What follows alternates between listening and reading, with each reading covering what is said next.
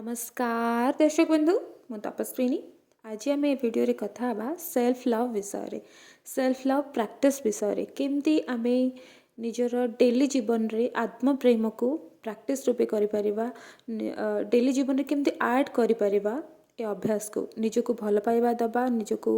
आत्म प्रेम दबा केमती दे परिबा से विषय जानिबा। आउ सेथि मध्यरु प्रथम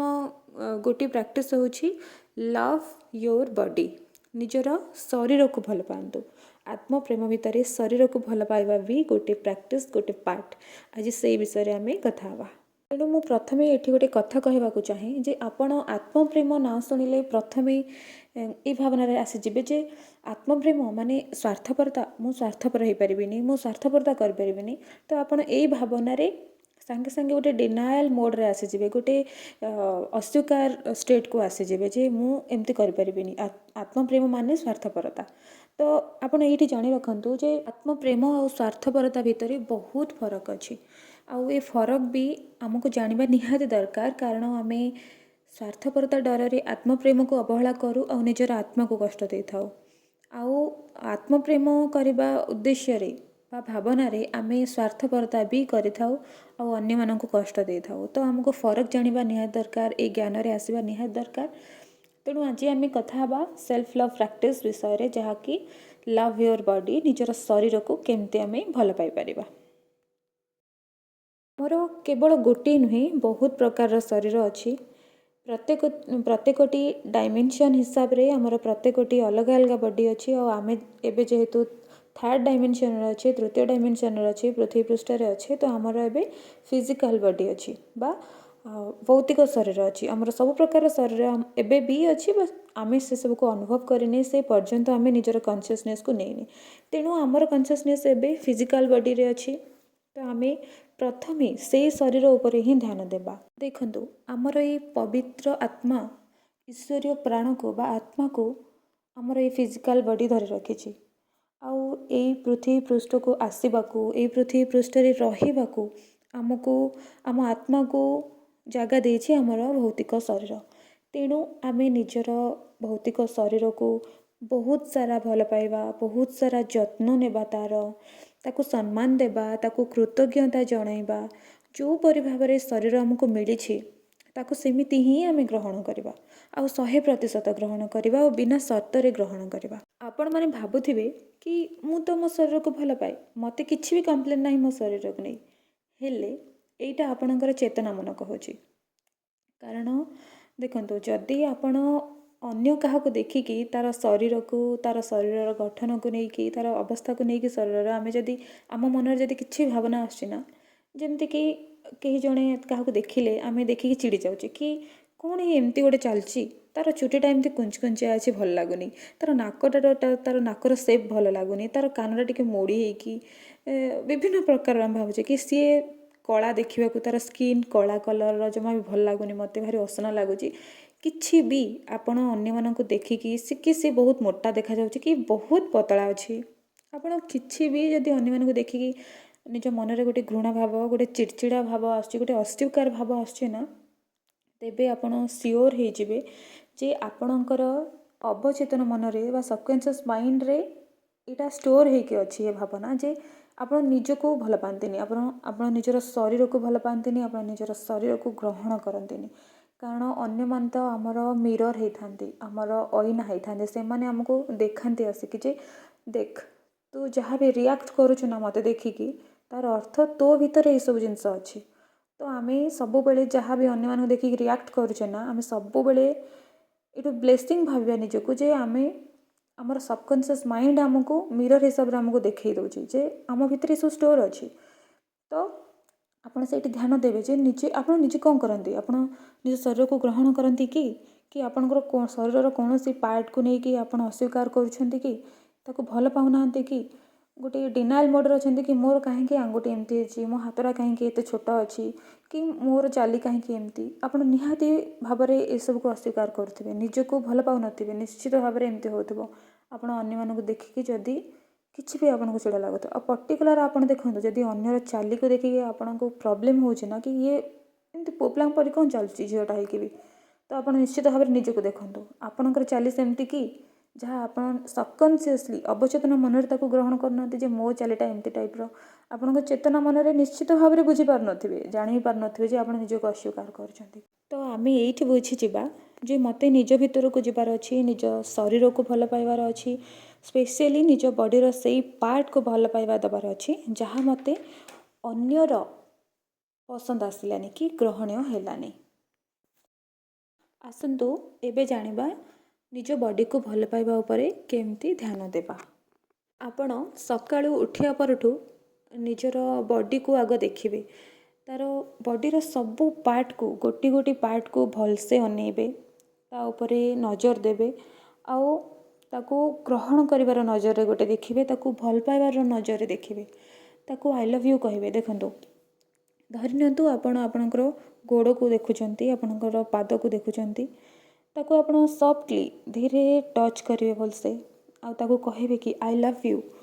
आउ बहुत सारा धन्यवाद कारण मते केते साहाय्य करूछु तू मते छिड़ा हबारे दौड़ीबारे मते मूव करिबारे केते साहाय्य करूछु से कि बहुत सारा भल पाइबा ताको सुंदर भी कहे कि बहुत सुंदर देखा निज मन में गोटे फिल आने प्रकृत फिल आने आप खाली सेमती कहीदे गोटे प्राक्ट हिसाब से कहीदे हेनी आप ग्रहणीय भावना निज मन में आने को चेष्टा करेंगे आणवे भी आउ निजर आखि को भी आप देखिए निजर हाथ को देखिए गोड़ को देखिए निजर इंटरनाल पार्ट माने बॉडीर जहाँ सब इंटरनाल पार्ट अच्छी जमती कि हार्ट अच्छी आमर पानक्रियाज अच्छी किडनी अच्छी लिवर अच्छी बॉडीर जहाँ भी सब ऑर्गन्स आमर अच्छी से प्रशंसा जनइबे देखी तो पारे फील करेंगे टच करेंगे निज हाथ द्वारा फील करेंगे गोटे कनेक्शन फील करेंगे सहित जमती आपण सहित कथा होचंती तो तांको भल पाइबा नजर देखिए आम शरीर अंग प्रत्यंग सब केमती निरंतर भावे तांको काम को सेमाने करि चलछंती केमती सेमाने तांको ऑर्गन सब हमर केमती फंक्शंस करूची तो सेथिपाई आमे तांको स्पेशली बहुत सारा प्रशंसा करबा दरकार बहुत सारा धन्यवाद देवा दरकार बहुत भल पाइबा देवा दरकार निजको आपण टाइटली हक करेंगे निजको बहुत सारा भल पाइबा देवे निजर शरीर निजर आंगुटी को देखिकी निजर आखि को टच करिकी मिरर आगे छिड़ा होगी आप निजको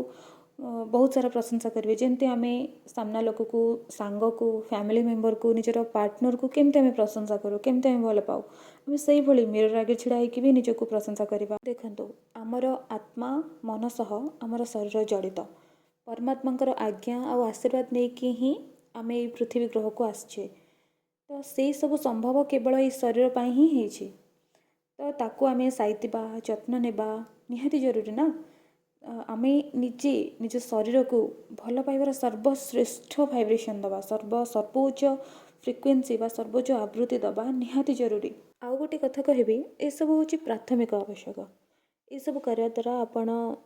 लव केयर एप्रिसिएशन एनर्जी रे भरपूर रही प्रचुर हो आपण परिपूर्ण हो निज भितर निजर औरा बहुत पॉजिटिव हो सकारात्मक शक्ति रे आपण भरपूर हो आपणकर आखपाख भी बहुत पॉजिटिव हो बहुत सकारात्मक होतापर आपण दुनिया को भी अनकंडीशनल सर्व करें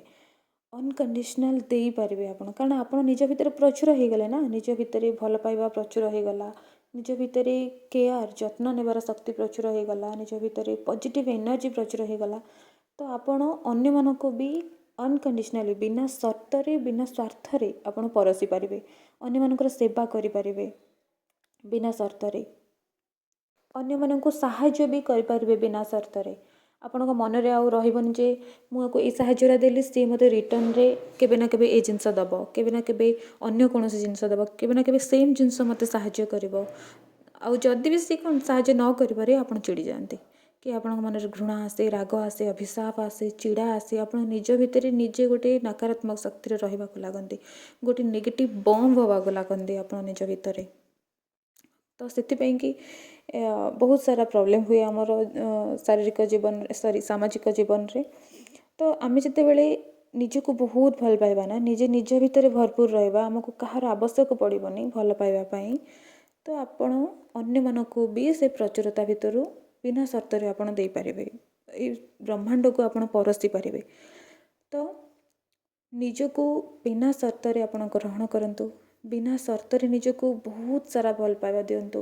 ବହୁତ ସାରା ପ୍ରଶଂସା କରି ଚାଲନ୍ତୁ, କୃତଜ୍ଞତା ଦେଇ ଚାଲନ୍ତୁ ନିଜକୁ। ଦେଖିବେ ଆପଣ ଯେତେବେଳେ ନିଜକୁ ବୁଝିପାରିବେ ନା ଆପଣ ଅନ୍ୟମାନଙ୍କୁ ବୁଝିପାରିବେ। କାରଣ ଆପଣ ଯେତେବେଳେ ନିଜକୁ ବୁଝିପାରିବେ ଯେ ନିଜକୁ ଭଲ ପାଇବାକୁ ଦେବାକୁ ହେଲେ ଆମକୁ କ'ଣ କରିବାକୁ ପଡ଼େ, ଯେତେବେଳେ ସାମ୍ନା ଲୋକ ବି ସେମିତି କରୁଥିବେ ନା ଆମେ ତାଙ୍କୁ ବୁଝିପାରିବେ ଯେ ହଁ ଏ ଜିନିଷଟା ଏମିତି କରୁଛି ତ ମୁଁ ତାକୁ ସପୋର୍ଟ କରିବି। କିଛି ନ କରିପାରିଲେ ତାକୁ